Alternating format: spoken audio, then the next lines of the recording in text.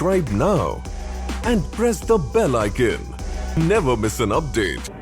Congress party के चुनाव घोषणा पत्र के बारे में बात करूंगा, क्योंकि मुझे सारे राजस्थान भर में जाकर चुनाव घोषणा पत्र के बारे में बजट के प्रावधानों के आधार पर सारा खर्चा होता है और बजट में प्रावधान उसका होगा।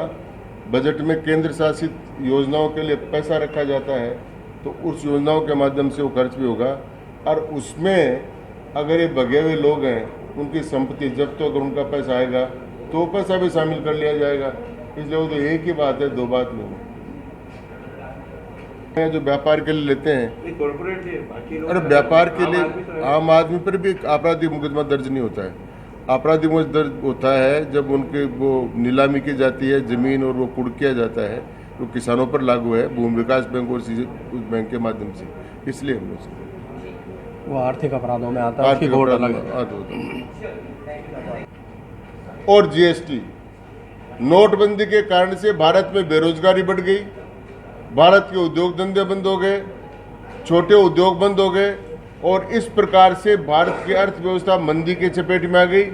उसके ऊपर फिर जो गब्बर सिंह टैक्स लगा जीएसटी, उसके कारण से बहुत बड़ा असर पड़ा और आज भारत मंदी के युग में चल रहा है। इसलिए बहुत विचार विमर्श करके यह तय किया कि भारत मंदी से कैसे निकले और भारत में अमीर और गरीबी का जो फर्क है वो कैसे कम हो, और भारत में जो लोक राज है वो लोक लाज के कारण से चले और वो लोक जो है उसकी लज्जा बचे, वो इज्जत स्वाभिमान पूर्वक अपना जीवन निर्वाह कर सके।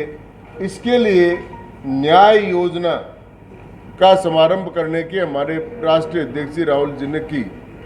उन की रिपोर्ट के अनुसार इस प्रकार हुई और उसके कारण से 75% संपदा पर 10% लोगों का अधिकार प्राप्त हो गया और ये भारत रूस के बाद में सबसे बड़ा गरीब और अमीर की खाई वाला देश बन गया।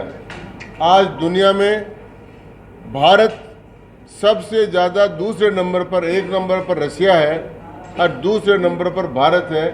अमीर और गरीब की खाई का अंतर है। इस इतनी बड़ी अर्थव्यवस्था में और फिर इस अर्थव्यवस्था में मंदी का काल आ गया। मंदी का काल आने का सबसे बड़ा कारण था, पीछे अगर बातचीत नहीं हो तो बढ़िया रहेगा भैया।